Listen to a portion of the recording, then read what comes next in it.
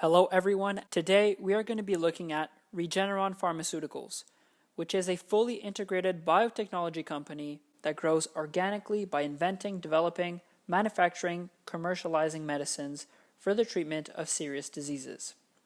I think that this title offers excellent risk-reward for many reasons that we will see later on in the video. Regeneron has long-term catalysts and near-term catalysts. The long-term catalysts are that they have 5 phase 3 trial products that already have FDA approval. The near-term catalyst is their antibody cocktail for COVID-19. A potential future competitive advantage with REGN COV2 is that it is active against all currently known virus variants. Incidentally, this was the drug used on Trump. REGN COV2 already has received emergency use authorization in the United States, and the government previously committed to purchasing 300,000 doses to be delivered by the end of February 2021. Now, in January, just a month ago, the government extended this agreement to purchase an additional 1.25 million doses with an expected delivery date of June 30th. At their contracted price of $2,100 per dose, this equates to $3.2 billion of revenue in total. This number checks out with what the CEO said of what they can produce monthly. In order to boost manufacturing in a big way, Regeneron has teamed up with the Swiss drug maker Roche to more than triple their production of REGN COV2. In Q4, the REGN COV sales were around $146 million. Investors were disappointed with this figure, and the stock has been on a downtrend since then. But what that tells me is that, if not now, then that means more materialization later. These sales are all under contract, so they're going to happen at some day. What we've seen is that the stock price has gone down, and so, in my opinion, there's a disconnect between the stock price and the fundamentals. In other words, the market is not being forward-looking, and this is an opportunity. Alright, now let's take a look at risk and mitigation factors with REGN COV2. Of course, as you are all aware, there are a multitude of companies that produce COVID vaccines, which definitely represents a lot of competition and risk. But first of all, think about the size of this market. In the upcoming years, majority of people worldwide will have to be vaccinated. There are hundreds of potential therapies for COVID-19, but very few have crossed the finish line. The barriers to entry are high, and Regeneron already has its FDA approval. Additionally, if vaccines fall short of expectations, antibody cocktails could take on a much larger role in the fight against the virus. The next risk is partly why antibody cocktails are not much more popular. The risk lies in the price of one dose of REGN COV2, which can range between the price of $1.5 and $6,000. This price seems absurd in comparison to most vaccines, which are going around for $20 to $30. But on the flip side, the antibody cocktails are very effective, and it seems like the government will be taking as many COVID treatments as they can. Through Operation Warp Speed, the government is committed to providing these doses at no cost for patients. And it also appears like REGN COV2 will be covered by insurance in the US, thus ensuring a more stable cash flow. The third risk with REGN COV2 is that they're currently having trouble with the rollout of their doses. So far, the government has distributed 250,000 antibody doses to states and territories, but only around 5 to 20% have been used. This is due to patients not having easy access to infusion centers, especially if they are sick. What this is a risk, but it also represents an opportunity for improvement. As with any investment, what counts the most is the future. And Operation Warp Speed is testing a pilot for at-home infusions, and also infusion centers are expanding their opening hours. Finally, here are other near-term events where the company will be presenting its progress to investors. So there it is. Those are the near-term catalysts for Regeneron, and as I mentioned a moment ago, they also have 5 stage 3 trials that already have FDA approval, and Regeneron currently has 31 product candidates in clinical development, which are their long-term catalysts. Here is the expected phase 3 data in 2021, here is the expected phase 2 data in 2021, and here are the FDA approvals in 2021. And finally, here is a snapshot of their total pipeline. So as you can see, they are very transparent, updating their shareholders on their progress 4 to 6 times weekly.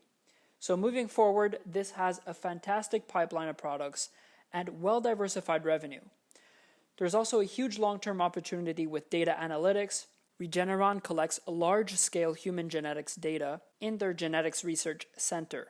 So who knows what kind of breakthroughs will happen in the upcoming years. One can argue that this data alone has significant value, which is a similar story to what we can say with Tesla, with all of their real-time data on autonomous driving. Okay, now let's go on to financials. Here's a photo of the revenue growth over the years. Here's a photo of their earnings growth over the years. And here is their margin growth. Now, if we switch over to the balance sheet, their total asset to total liabilities ratio is 2.8. Their current asset to current liabilities ratio is 3.6. So as you can see, liquidity is not a problem. Regeneron is also a cash flow machine. Currently, the stock price is sitting at the same level as in 2017. Earnings margin was 32% in 2017 and increased to 43% in 2020. So as you can see, the company is becoming increasingly profitable. Revenues and earnings nearly doubled in 3 years. And right now, Regeneron's market cap is at $49 billion, which is currently sitting at the same level as what we saw in 2019 and in 2017 too. In my opinion, I think the fundamentals are completely disconnected with the share price, and that's the base of my investment thesis. Alright, so now if we do a quick ratio analysis over time, we can see that Regeneron is currently sitting with its most undervalued ratios since 2017. This is on a price to earnings basis, a price to sales basis, a price to book basis, and an EV to EBITDA basis. Their forward PE is 10.2. You don't get cheaper than that. Alright, now let's take a look at their comps. Where I highlighted in green is where Regeneron has a better ratio than its peers. So far, what I'm seeing is that Regeneron is ticking all the boxes. Let's take a look at their trajectory in the future. Analysts are estimating a 40% increase in 2021 revenues to $11.7 billion and a 42% increase in net income to $5.2 billion. Of that $11.7 billion, nearly $2 billion of that is estimated to be attributed to REGN COV2.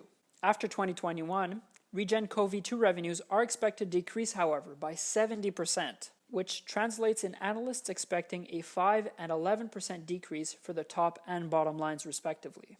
So that's a bit of an ouch. However, if you are to normalize the revenues without the REGN COV2, what we get is a completely different picture. And what you'll see is that business is actually growing every single year post-2022 in the mid-single digits. And my final point is that Regeneron has a history of consistently under-promising and over-delivering. That's always something you want to see in a stock. Now let's quickly take a look at Regeneron's largest drugs because the long-term strength of this investment mostly relies on their drugs other than REGN COV2. So first of all, we have EYLEA. The pros with EYLEA is that the industry for this drug is growing alongside the aging population, the increasing prevalence of diabetes and eye problems, which are exacerbated by more screen time. With EYLEA, Regeneron has real-world experience of over 30 million injections, which allowed them to collect immense amounts of data, which no other competitor has. Now the cons with EYLEA. In 2020, 58% of Regeneron's revenues came from EYLEA. And on top of that, one of their patents giving them regulatory exclusivity in the US expires in November 2023, with a possibility of a 6-month extension. Once that expires, 3 of the 4 patents will remain, and the next EYLEA patent that expires will be in 2025. After 2023, analysts are predicting EYLEA's revenues to decrease approximately by 4% per year. However, as we'll see later on, this decrease will be offset by their other drugs. Next up, we have Dupixent. Dupixent has been the fastest growing part of the business, going from $200 million in 2017 to over $4 billion today. This trend will be further enhanced by the approval of a new treatment with Dupixent. The cons with Dupixent is that it is facing tough competition from one of AbbVie's drugs. But the good news is that there's still plenty of room for both competitors to grow in the space at the same time. Dupixent has only penetrated roughly 6% of the market, so there's still room to grow. And finally we have Libtayo, their new cancer drug. Libtayo grew by 80% in 2020 and is eating up market share, going from 11% in 2018 to over 50% now. Libtayo has the potential to turn into a blockbuster drug for Regeneron, with analysts predicting that it can turn into a $1.4 billion drug annually. And finally, the last drug we're going to look at is Evkeeza, which nearly has no competition, and if Evkeeza gets half of the patients in the United States, this would equate to $2.9 billion of revenue annually. Alright, now let's take a look at the management for Regeneron. The CEO is called Leonard Schleifer, multi-billionaire, MD, PhD, licensed physician, neurologist, professor, and he is actually the founder of the company, which actually started 33 years ago in 1988, and he currently owns 0.5% of the shares today. Then we have Robert E. Landry, the CFO of Regeneron, who has been with the company since 2013. The CFO previously served as Senior VP of Pfizer. The rest of the management has been there for an average of 18 years, and all of them, except for one person, increased their share purchases in the past 12 months. Finally, Regeneron pays no dividend, and has no plans of paying one. Most other competitors pay 2 to 3% in dividends. However, they do share buybacks, and in 2020 they purchased $1 billion of shares. In other news, Regeneron has 87.3% institutional ownership, which may be what explains their 5-year low beta of 0.75. And for what it's worth, last month ARK invested heavily in Regeneron, making it the 4th largest holding in their genomics ETF. And one last thing worth mentioning is that Regeneron stock did not crash back in March, along with the rest of the market, so the stock could be seen as a defensive play. So, in conclusion, I think that Regeneron is underappreciated by the market, partly due to how complicated their business is. Overall, I think that Regeneron is a buy because it's a company with strong and sustainable fundamentals, a more than reasonable valuation, they consistently beat estimates, and they have a lot of catalysts down the line. Regeneron ticks a lot of the boxes for me, and I think that this is a great investment. Thank you all so much for watching. I really appreciate your time.